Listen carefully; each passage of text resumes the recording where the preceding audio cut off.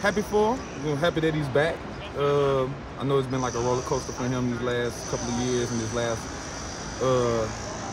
couple of months, you know, bouncing around in the NFL and stuff like that. Happy he's back in the CFL and stuff like that. But if we see him, we see him. You know, we played him before. We know the type of quarterback he is. We know he can, you know, get the ball to his receivers in a good way. You know, especially pushing it down the field and things like that.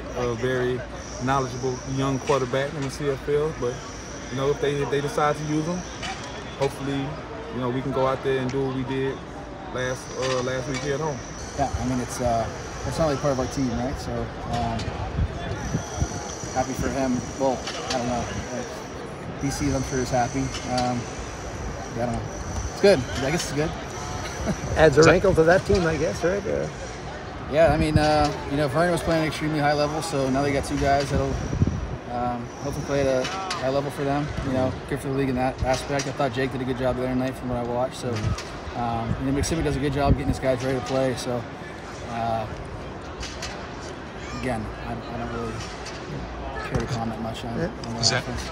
We had a game plan going into the week. You know, them signing Nathan didn't change anything, right? You know, we're a good defense, good team. The defensive plan that we have, you know, it'll work. So happy about it. Yeah.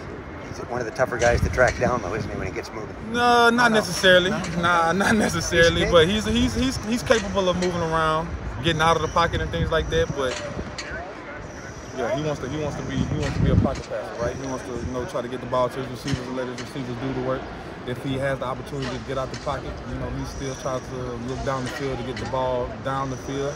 If he has to run it, you know, for a couple of yards and things like that and slide, he will do that. Like I said, very knowledgeable young Canadian quarterback. Because he hasn't played in a year and a half, though, Willie, what are some of the, I guess, the subtleties or the intangibles that you as a defense can try to throw at him to perhaps give yourselves the advantage in his lack of playing time? Just, you know, like I said, like he's had opportunities to go against like some good defenses, right? See some good defenses with him being in the NFL. Like last year when he was in the preseason game, he made a couple of guys miss in the pocket and, you know, made some good passes. So coming back to the CFL, coming back, you know, this week seeing us and things like that, we just want to make it hard for him, right? If we had the opportunity to get to him early, get to him often, put him on the ground, make him feel it, and just like give him those first good couple of licks and make them count. Willie, for you, how hard was the decision to kind of leave what I call the NFL ecosystem to come to the CFL? I'm saying that it is what it is, right? It's a business. Like you don't want to wait around and just like, you know, like leave your chances up in the air.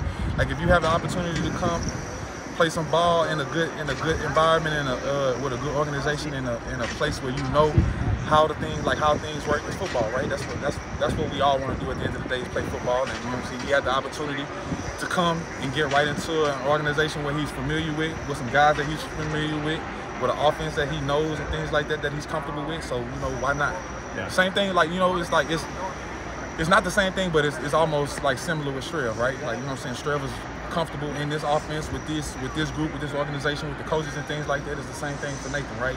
He knows that offense. He knows some of those receivers. You know, majority of the receivers. Like I think the only person that's not there now is Lucky, right? But then, you know, the coaching staff and the guys, and the environment, the locker room, all that stuff. Like he's used to it. So like, why not go back to where you were comfortable?